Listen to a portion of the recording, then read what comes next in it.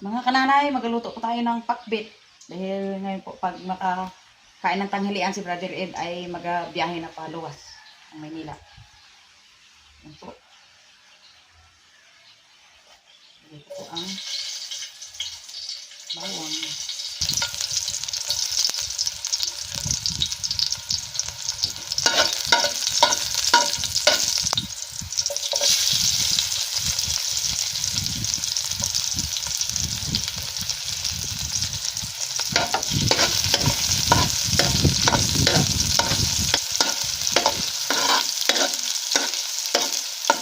Ay, kamatis.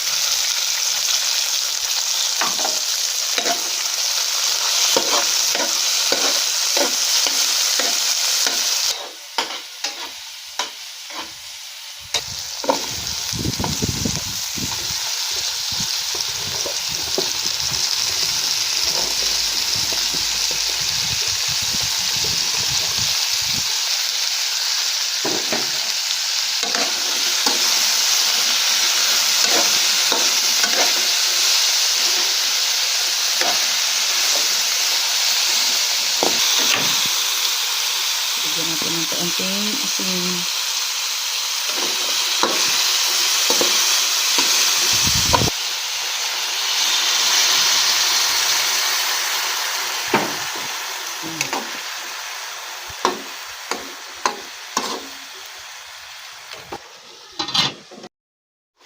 Lagyan natin ng kaunting paminta.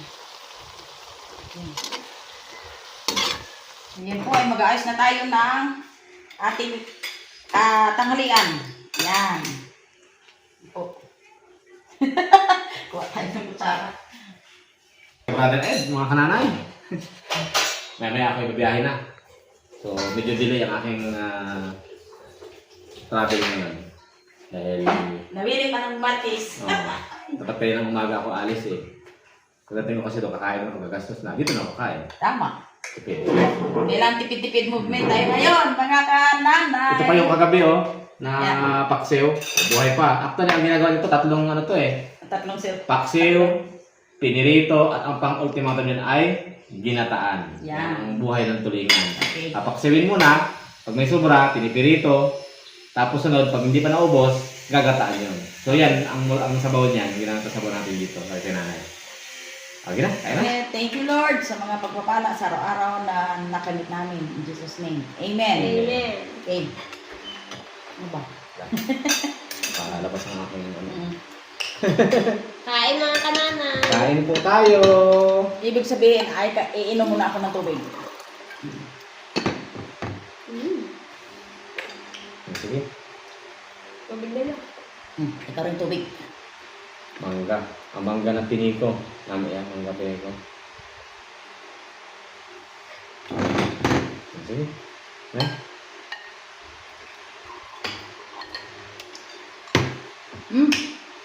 Yan gulay. Kain tayo mga kananay ng gulay.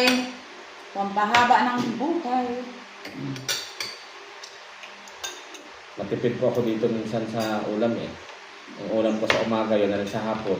Tama. Kailangan mga kananay ngayong panahon ay tipid talaga. Hindi natin sure ang ating bukas. Bago mag-alis si nanay, ay pupunta dito si Bibi, Ray Ray. Yung aking apo na si Ray Ray. Si Meses, tsaka si Ray Ray. Yun. Pagbalik ko siguro na yun. Mm. Ito mga ka-brothers, yung ang video ay late upload na ito po. Siguro pag ito napanood nyo, baka ka-brother ay nakabalik na. Late pong uploading namin. Mga ka-brothers, kananay.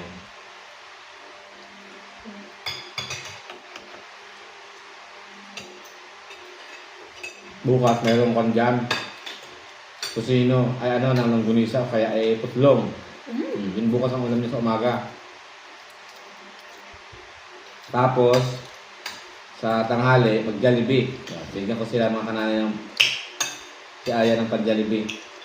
Kasi ang trabaho ni Aya bukas ay magalinis ng bahay, magamap. Yan ang trabaho ni Aya bukas. Sabi ko magmamap siya dito. Si nanay magagamas. ang reward ay di mag-Jollibee kayo. Jollibee. Jollibee. Lapit ang Jollibee dito. Yun na yung gulay. Ano?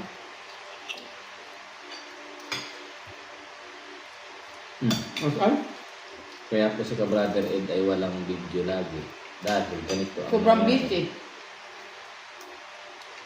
Kaya nga ako mga kananay, nagawa ako ng sariling channel. Gawa na ako ng channel. Yung kanyang channel kasi ay bihira na ma-uploadan. Kaya mag-alip.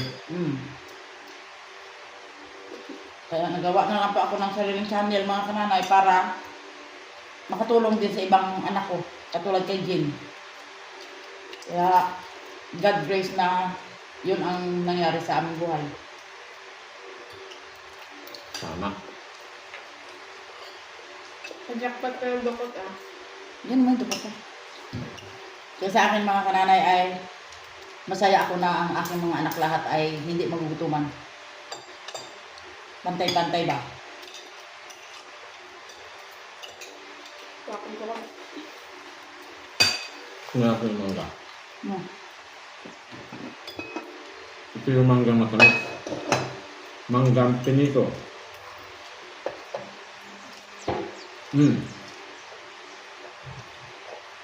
Tamis ka. Pangimagas talaga.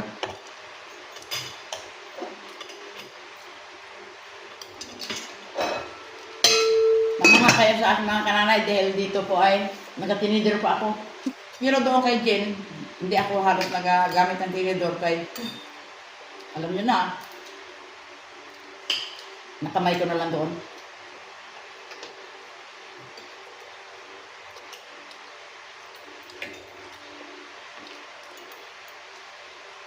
Yan. Dayang. Ako si Ayaw walang pasok. Adi. Yung singit. Pasal-pasal. Ito nga mga kananay, dito ngayon siguro parati ako mag-upload kasi yung aking editor ay sama-sama ko. Sinama ko yung aking editor kaya maya siguro mag-upload kami kahit ano lang, simpleng ano lang. Live. Mamayang gabi siguro mga kananay mag-live kami. Ano? Mag-live kami. Tama. Kamustahin ko po kayo. Shout out po kayo.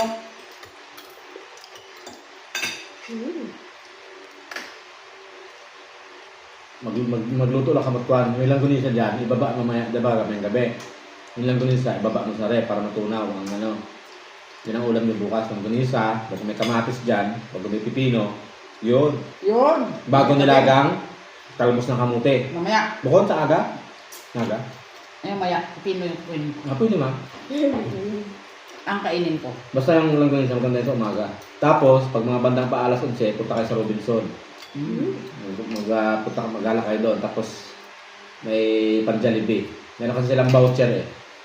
Yung e-voucher, mga kananay, na kapakita na yung code doon sa counter sa Jollibee. Pwede ka nang umorder. Ito yung mga voucher, mga kananay. Para makatikim naman si Aya ng Jollibee. Tapos pag uwi ka, brother, depende, pag malinis yung bahay, di may ice cream. Isang galon na ice cream. Wow! Ay! Wala na ulian to. Araw-arawin mo ba? Nung bata ako dati, yung ice cream na maliit, 10 piso ang bili namin dun eh. Pag magigop, ano, may dila pa, pinagkatulog dito yung ice cream, dilaan din eh. Ganyan talaga. Walang sayang. Kahit ako ng bata pa, itong mangga, mga kananay ay yung buto, Gan, sup-sup. bago ko yung bitawan, hindi na malata kung kulay dilaw pa siya. Kung pwede pa, kainin pa ang buto. Sup-sup. Ako paborito ko man ang buto na bat ng mangga eh. Yung gitna.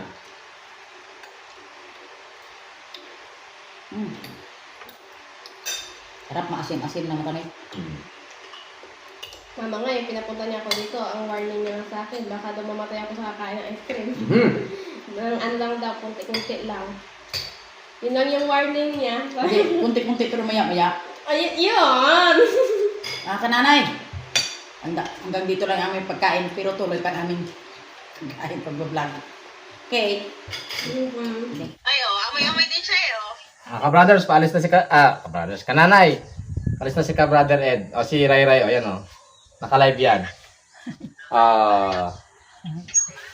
Nagdididi si Ray Ray. Hi, bebe! Ano? Hi! Hi! Asan ang nose? Doro, asan ang nose? Yun. Asan ang eyes? Eyes. Yun. Saan ang ears? Yun. Asan ang mouth? Where's mouth? Yun. Asan ang hair? Oh, galing. What color is that? What color is that? Ang ball. What color? Wow, blue. Oh, very good.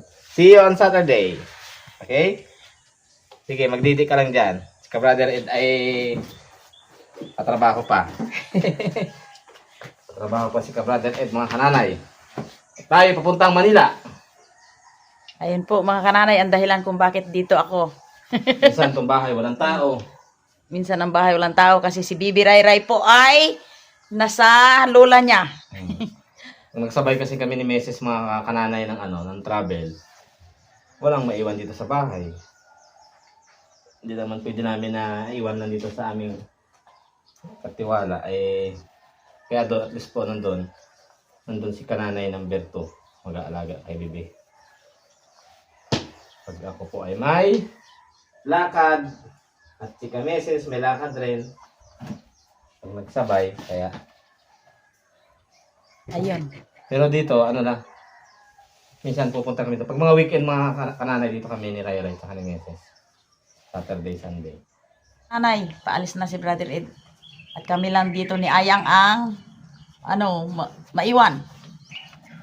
Mag ayos-ayos ng kanilang paligiran dito. Magagamas siguro kami sa next day. Magagamas si kananay. Oo, kasi ngayon ay mainit pa. Hintayin namin na yung maaga pa para hindi mainit. Mag-ano lang kami dito kung ano mapagawa namin ditong maraming ayos yung dito sa bahay ni Brother Ed. Yan. Tama. Ang gunting mo na din. Ayan po, ready to go na si Brother Ed.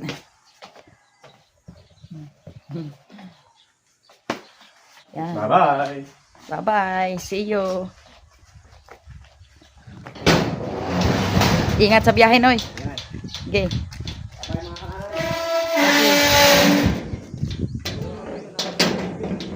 Okay.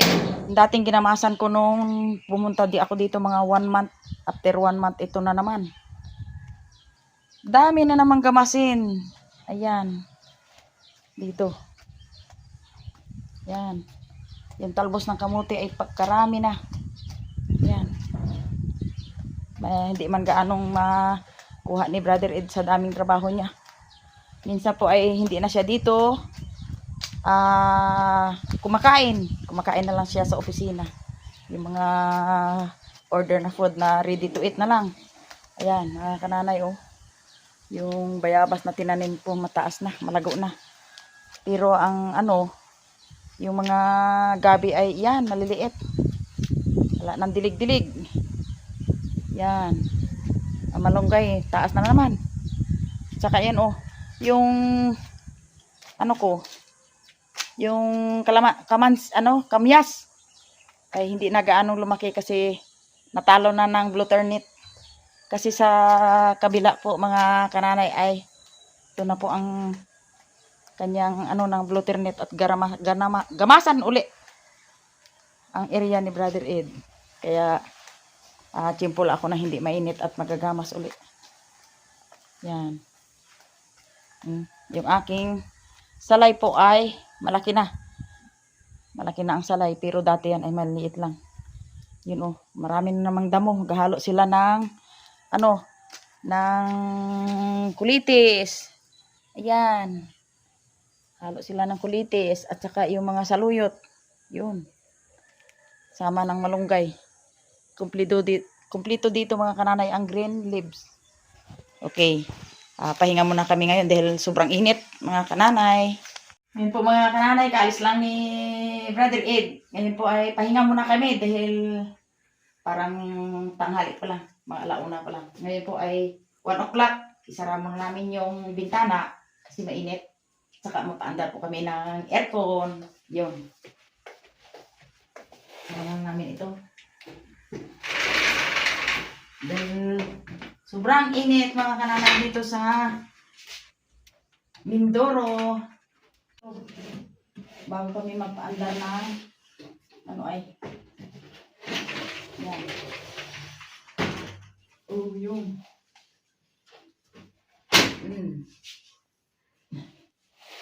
Isara muna namin. Yan. Oh my gosh. Yan. Ano na? Madilim na! Diyan ka na na Madilim. yun. Oh, pinutin ko na to la. Okay.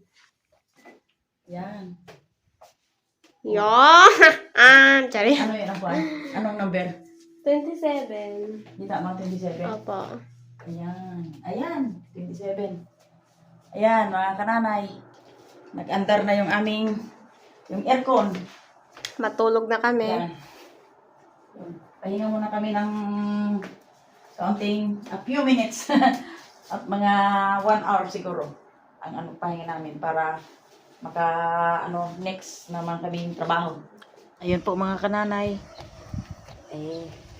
Katatapos lang ng pahinga muna. Pasimula muna ako ng paggamas ng itong mga damo sa bahay ni Brother Ed dahil na talaga, makapal na talaga ang damo. Yan. Kaya pasimulaan ko na po ng linis.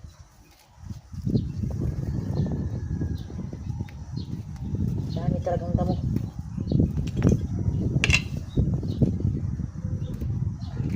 Delikado. Ito po mga kananay ay anuhin ko ito mamaya. Yan. Lagain ko mamaya. Maganda ito sa katawan.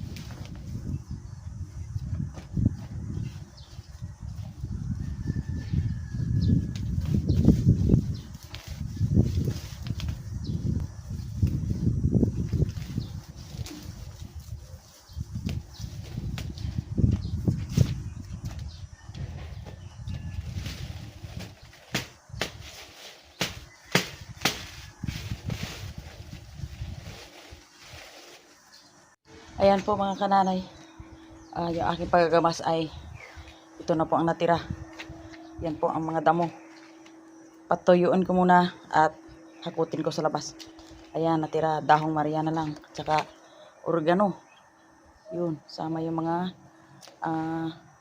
sili. Yan yung aking aloe vera. Medyo nag-iba na ang kulay dahil kulang sa dilig. Yan. Kasama yung mga dahon ng kamuti. Yun siya. Dito naman po sa baba ay may mga tumubong mga saluyot. Hindi ko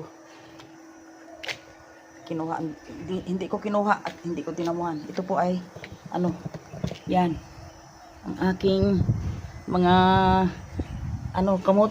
kamuti. Yung dahon ng kamuti, talbos ng kamuti, yun, ang dami-dami.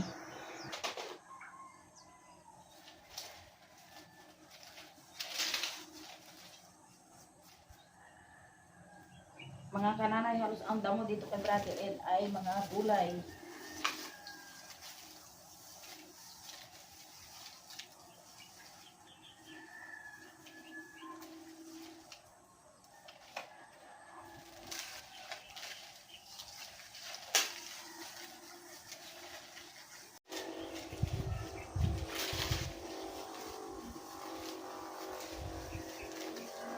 Kananay, oh. Habang ako'y nagagamas, oh. May sumibol sa dito sa garden ni Brother Ed ng ano ito, parang hindi ko malaman kung anong ito. Anong nagsibol nito. Alam naman itong ano, oh. Yan. Yan ang nagsibol. Yan po. Sa dami ng damo.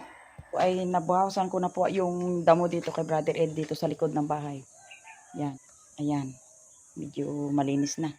Ang natira na lang po ay yung mga importante yung mga halaman. Tulad ng malunggay, yung mga saluyot, at saka salay. Yan, may mga luyang dilaw. Doon. Saka yung aming yung luya. Yan, luya. O lumalabas na po yung kanyang laman. Yan. Ang luya dito sa likod ng bahay. Saka ito naman po ay luyang dilaw.